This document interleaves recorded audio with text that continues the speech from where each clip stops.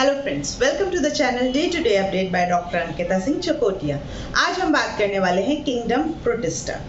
Kingdom Protista that comes after Monera. Monera, in which we have already discussed about that only prokaryotic organisms are placed under the Monera. R.H. Whitaker साहब के ही 5 Kingdom classification में number 2 पे आता है Kingdom Protista, in which all the unicellular eukaryotic organisms are placed. Eukaryotic word आ गया है, that means क्या होगा? यू माने ट्रू, कैरियो यानी nucleus, that means true nucleus तो है ही, प्रॉपर मेम्ब्रेन बाउंड न्यूक्लियस है। इसके अलावा और भी मेम्ब्रेन बाउंड ऑर्गेनील उपस्थित हो सकते हैं। सो लेट्स स्टार्ट। प्रोटिस्टा का सबसे पहले इस शब्द का मतलब क्या है वो हम बात करते हैं। देखिए, प्रोटिस्टा शब्द द आपको ग्रीक भाषा से उपलब्ध हुआ है। ग्रीक भाषा में प्रोटिस्टोस का मतलब होता है फर्स्ट, वेरी फर्स्ट, ठीक है। उस ग्रीक वर्ड से प्रोटिस्टा बनाया गया। सो यूकैरियोटिक है, आपका सिंगल सेल है, एंड अगर हम बात करें कहाँ पाया जाता है तो ये पाया जाता है from fresh water to marine water. In fact moist जगहों पे भी इनकी उपस्थिति देखी जाती है। दूसरा, ये यूनिसेलुलर से लेके एक कॉलोनियल फॉर्म, इस तरह के ऑर्गेनाइजेशन में भी ये रह सकते हैं। ऑटोट्रॉफिक भी होते हैं, दैट मीन्स फोटोट्रॉफिक भी हो सकते हैं। कुछ एक मेंबर है जो कि फोटोट्रॉफिक है, कुछ एक कीमोट्रॉफिक है, बाकी कुछ हीटरोट्रॉफिक भी होते हैं। तो there is a quite big range. Next is locomotory होते हैं। कुछ एक मेंबर्स हैं जो कि लोकोमोटरी होते हैं with the help of flagella and cilia. So let's start one by one. जो जितने भी मेंबर्स की ब्रॉडली जो कैटेगरी की गई है प्रोटिस्टा में भी, हम उन सब के बारे में भी चर्चा कर लेते हैं। The first one is the protozoa. Protozoa की बात करें तो क्या खासियत हमें प्रोटोजोआ की देखने को मिलेगी? प्रोटोजोआ के मेंबर्स कैन बी शेप्ड और अनशेप्ड। कैन बी शेप्ड और अनशेप्ड, ये क्या बात हुई? दोनों ही बात कैसे हो सकती है? देखिए, अनशेप्ड अगर होगी तो कोई भी एक ठोस बाहरी लेयर नहीं पाई जाएगी, बाहरी एक सतह कुछ नहीं होगी जिसकी वजह से उसको एक प्रॉपर शेप हो।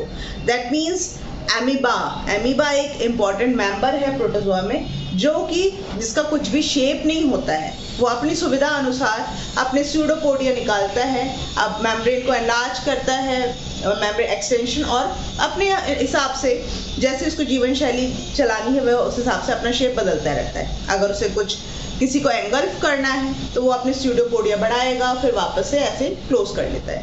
सो they can be non shaped, they can be shaped as like paramecium एक स्लीपर का, आपकी जो चप्पल आप पहनते हैं वैसा कुछ शेप होता है, ठीक है। तो they can B shape. Now इनका अगर फूड हैबिट्स की बात करें प्रोटोजोआ की, तो प्रीडेटरी होते हैं। प्रीडेटरी में अगर हम एमीबा की ही बात करें तो predatory on bacteria, on other protist, और साथ ही साथ ये डेट्रीवोर्स भी हो सकते हैं, यानी कि जो मरा हुआ डेड ऑर्गेनिक सब्सटेंस है उसको भी ये खा के अपनी जीवन पूरा कर लेते हैं। पैरासिटिक भी होते हैं, जैसे कि स्पोरोजोअन मलेरिया, डेंगू, ये सब आपने नाम सुने होंगे। तो प्लाज्मोडियम फैल्सिपैरम एक स्पोरोजोआ की ही एग्जाम्पल है जो कि पैरासिटिक नेचर रखता है, ठीक है। कॉम्प्लेक्स लाइफ साइकिल होती है मच्छर में भी कुछ टाइम, और कुछ बाकी टाइम अपना ह्यूमन में, ठीक है। फ्लैजिलेटेड भी होते हैं और सिलिएटेड भी होते हैं। फ्लैजिलेटेड आपका यूग्लिना वगैरह में, एंड सिलिएटेड पैरामीशियम में। नाउ स्लाइम मोल्ड्स की बात करें, slime mould is saprophytic. Slime mould आप लोगों ने अपने घर में भी देखा होगा। ब्रेड अगर छूट जाती है, specially in this monsoon season, क्या आप ब्रेड अगर छोड़ दो या रोटी भी छोड़ दो नॉर्मल, तो आपको नेक्स्ट मॉर्निंग क्या होगा, एक अजीब सी ना पाउडर, आपको ऐसा लगेगा कि पाउडर टाइप का, डस्ट टाइप की उस पर डिपॉजिट हो गई है, but that dust is not actually the dust particle, it is slime mould. Grey colour का, ब्राउन कलर का अजीब सा दिखता है। तो ये इस तरह से सैप्रोफिटिक भी होते हैं। Next category the chrysophytes. Chrysophyte में डायटम एंड गोल्डन एल्गी आते हैं। इनकी खास बात ये है कि they have a siliceous cell wall, इनकी सेल वॉल होती है और सेल वॉल में मेनली सिलिका पाया जाता है एंड ये वाटर बॉडीज में ही पाए जाते हैं।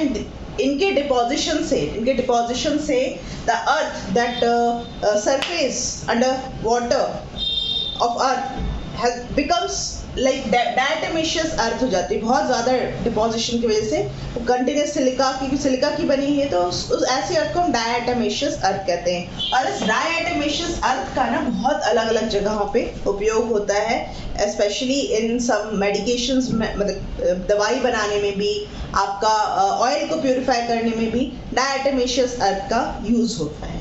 Fourth category is dinoflagellate. Dinoflagellate में बात करें तो they are photosynthetic in nature, they have cellulose, मतलब प्लांट की तरफ है इनका थोड़ा सा cellulose in their cell wall and they are flagellated too. Euglenoids की बात करें तो they can be photosynthetic and chemotropic, flagellated होते हैं। और खासियत है कि इनकी जो लेयर होती है ना, बाहरी लेयर, अगर ये मान लीजिए सेल है तो इनकी बाहरी लेयर के पास एक बड़ी ही ठोस प्रोटीनेशियस लेयर होती है जिसको कि कहते हैं पेलिकल। ठीक है, पेलिकल अगर क्वेश्चन आ जाए the features related to euglenoid is, option में होगा पेलिकल एंड फ्लैजेला, ठीक है, या फिर पेलिकल फोटोसिंथेटिक या कुछ और ऑप्शन हो, तो बिल्कुल ये बातें ध्यान रखिएगा कि यूग्लिना एक इसका यूग्लिनॉइड में आने वाला एक मेंबर है Euglena, that can perform photosynthesis in the presence of sunlight, और जैसे सनलाइट नहीं गायब हो जाती है वो दूसरे अपने फूड हैबिट पे स्विच कर जाता है। So this is all about the kingdom protista. I hope ये लेक्चर अच्छा लगा हो। अगर कोई क्वेरी हो या और डिटेल में कोई टॉपिक छूट रहा हो जिसको कि आप लोगों को जानना है, तो please let me know in the chat box. I'll definitely try to make another lecture on that topic too. मिलते हैं आगे के lectures के साथ में। Till then, stay safe and stay blessed. Bye bye.